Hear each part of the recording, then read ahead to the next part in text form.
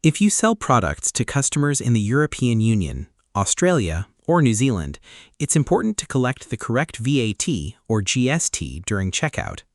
Charging the wrong tax can lead to compliance issues, unexpected costs, and unhappy customers.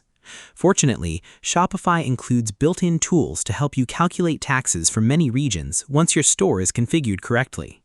In this video, I'll show you step-by-step how to configure VAT and GST collection for EU, Australian, and New Zealand customers in Shopify, even if you're completely new to the platform. First, log into your Shopify admin dashboard. Once you're inside, scroll down and click on Settings, then select Taxes and Duties. This is where you'll manage tax registrations, tax regions, and tax calculation settings for your store. Before changing any settings, make sure you know where you're legally required to collect VAT or GST. Tax obligations vary depending on where your business is located, where your customers are located, and whether you've registered for tax in those regions. If you're unsure, consult your local tax authority or a qualified tax professional before proceeding. Inside Taxes and Duties, add your tax registrations for the countries or regions where you're registered to collect taxes. For example, if you've registered for VAT in the European Union or GST in Australia or New Zealand, enter the required registration details in the appropriate section. Shopify uses these registrations to calculate taxes during checkout. Next, review your product tax settings. Go to Products and open a few of your items. In the pricing section, make sure Charge Tax on this product is enabled for taxable products.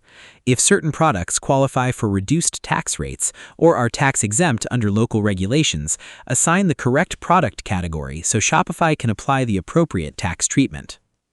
If you use Shopify Markets, go to Settings, then Markets. Open each international market and review your pricing preferences. Some countries expect taxes to be included in displayed prices, while others display taxes separately at checkout. Configure these settings according to the requirements of each market. You should also review your shipping tax settings. In some countries, shipping charges are taxable, while in others they may not be. Return to Taxes and Duties and verify whether tax should be applied to shipping charges based on the regions where you sell. Another important step is checking your customer addresses during testing. Shopify calculates VAT and GST largely based on the shipping destination, so use test addresses from several EU countries, Australia, and New Zealand to verify that the correct tax amounts appear.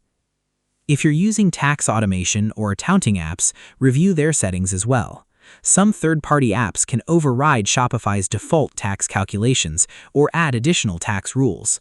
Make sure they don't conflict with your store's built-in tax settings.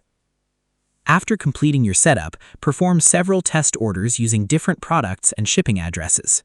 Confirm that taxes are calculated correctly on product pages, in the cart, and during checkout.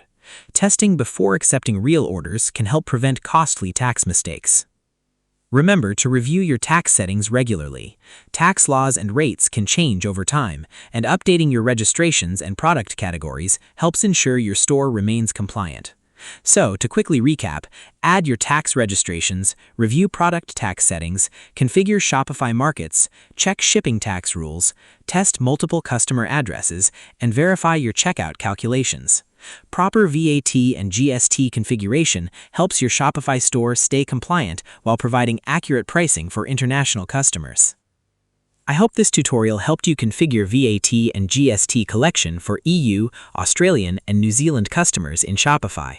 If it did, give this video a thumbs up, subscribe to the channel for more Shopify tutorials, and don't forget to turn on notifications so you never miss a new video. Thanks for watching, and I'll see you in the next one.